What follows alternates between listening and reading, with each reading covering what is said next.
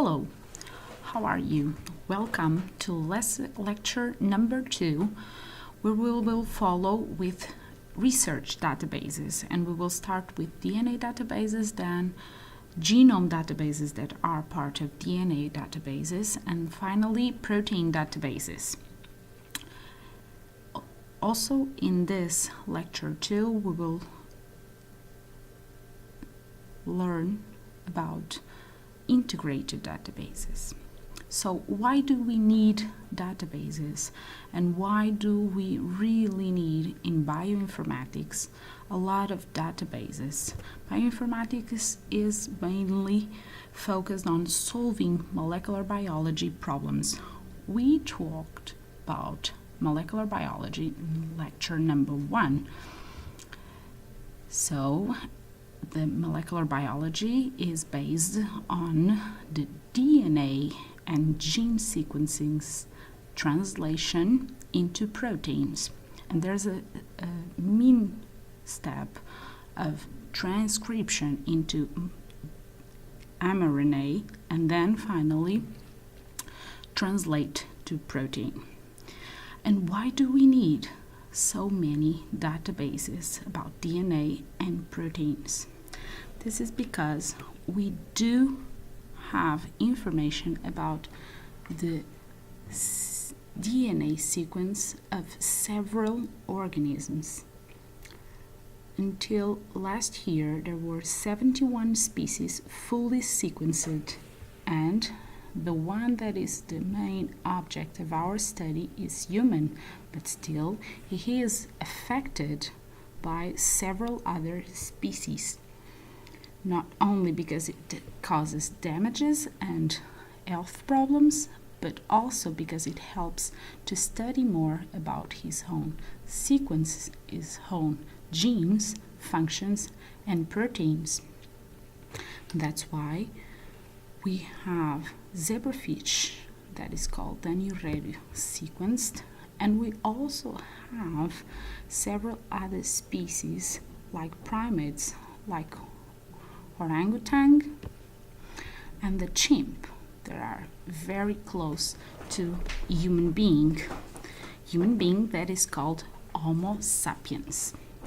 So in the beginning, when the objective was sequence, the main focus was on the genome, the full sequence of DNA from a species that is characteristic of a species. But then, because of the molecular biology dogma, it was relevant to study not the genes in the genome, because all cells have the same genome, but those genes that are active or are transcribed. So the postgenomics was the transcriptomics that is focused on the cDNA sequences that are reverse transcribed from mRNA. Also the proteomics, so the proteins that are translated based on the genes, based on the active genes. And finally, from then on, there had been other interest until pharmacogenomics, influence of pharmacists and the drugs, and metabolomics, and now interactomics, that are correlations between DNA and protein-protein interactions.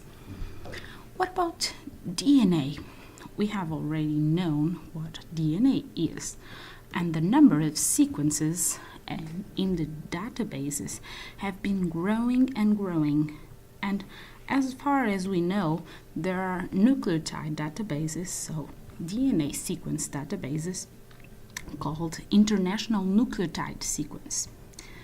That is a database collaboration between the USA and CBI, the European Nucleotide Archive ENA, and the DNA Databank of Japan, the Japanese database of nucleotide sequences. European Nucleotide Archive, it's based on the European Molecular Biology Laboratory, and it has sequences from different types, from expressed sequence tags, ESTs, that are short sequences, WGS, a whole genome shotgun sequencing projects that result in many sequences, mostly not identified, and several other, but the main and the most interest are gene sequences and mRNA sequences that are stored in order to identify the origin and also the data that are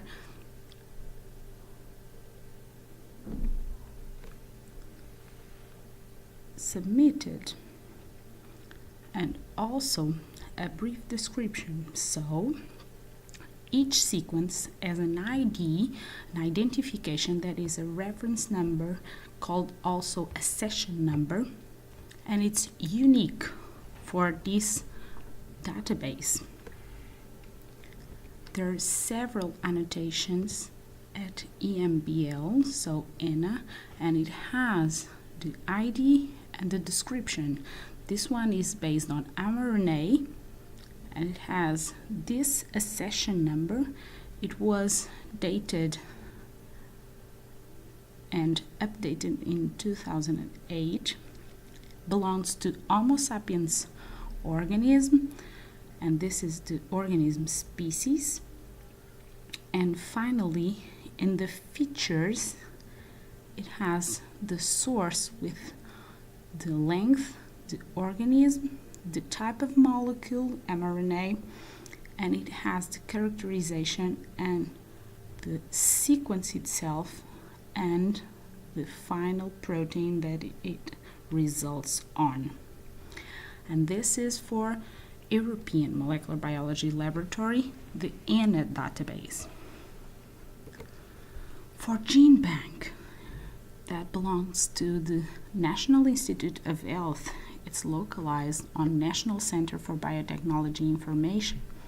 It has a big framework to store the sequences that any researcher may introduce and may deliver.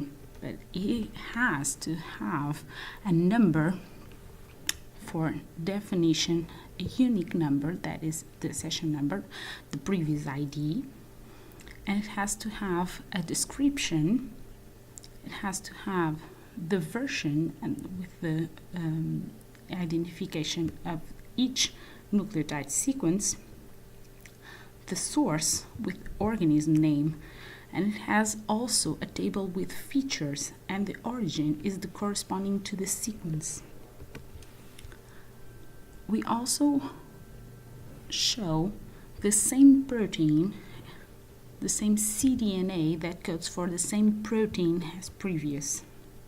It's a Homo sapiens sequence that has the same accession number, the length, and the type of molecule. Although it is an mRNA, it is a sequence of the cDNA that is available. And once again, in the feature tables, you have the length of the gene, the length of the coding sequence, the product, that is the protein. And this is for the GeneBank, that is the database at NCBI from USA. It's pretty close to what we find in the DNA databank of Japan. It's pretty similar. The type of annotation is in this database, but it has a different ID number.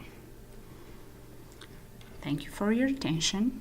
Next, we will follow the lecture number 2, but with research database for genome, still on DNA databases. Thanks for your attention. See you next lecture.